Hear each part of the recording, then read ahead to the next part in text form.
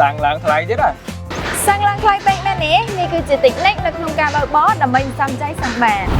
ទី1ជាន់ហ្គាធ្នមធ្នមជាវាការបើកបរបង្ខំនិងការចាប់តាំងបន្ទាន់ធ្វើបែបនេះធ្វើឲ្យរថយន្តស៊ីសាំងច្រើនទី2ឧស្សាហ៍ឆែកមកសម្ពាធកង់ខ្យល់នៅក្នុងកង់រថយន្តបានដើរតួនាទីយ៉ាងសំខាន់ក្នុងការធ្វើឲ្យរថយន្តស៊ីសាំងតិចឬក៏ច្រើនត្រូវឧស្សាហ៍ឆែកមកសម្ពាធកង់ហើយសាប់ខ្យល់នៅក្នុងកង់នីមួយៗឲ្យបានគ្រប់គ្រាន់ទី3កុំដាក់អីវ៉ាន់ធ្ងន់ពេកឡានផ្ទុកទម្ងន់កាន់តែធ្ងន់ស៊ីសាំងកាន់តែច្រើនដូច្នេះត្រូវដករបស់របរណាដែលមិនចាំបាច់ចេញពីរថយន្តដើម្បីឲ្យរថយន្តស្រាលជាងមុននិងកាត់បន្ថយការស៊ីសាំងទី4កុំបញ្ឆេះរថយន្តចោលការបញ្ឆេះរថយន្តពេលចតចោលក៏អាចធ្វើឲ្យរថយន្តស៊ីសាំងច្រើនផងដែរទី5ឆែកមើលផ្លូវមុនចេញដំណើរលោកអ្នកអាចឆែកមើលផែនទីមុននឹងចេញធ្វើដំណើរដើម្បីស្វែងរកផ្លូវដែលនៅជិតឬក៏ផ្លូវដែលមិនសូវស្ទះចរាចរណ៍ដែលអាចជួយកាត់បន្ថយការស៊ីសាំងនៅពេលដែលលោកអ្នកបើកបរផងដែរទី6ថែទាំរថយន្តឲ្យបានទៀងទាត់ការបដូរប្រេងតម្រង់ប្រេងនិងតម្រង់ម៉ាស៊ីនត្រជាក់ទៀងទាត់អាចធ្វើឲ្យម៉ាស៊ីនរថយន្តរត់ស្រួលនិងស៊ីសាំងតិចទៀតផងទាំងនេះគឺជាតិចនិចនៅក្នុងការសំចៃសាំងក្នុងការបើកបរយ៉ាងណាមិញលោកអ្នកក៏អាចធ្វើការជួលរថយន្តអគ្គិសនីពី AV Cambodia ជាថ្ងៃជាខែនិងជាឆ្នាំបានទៀតផង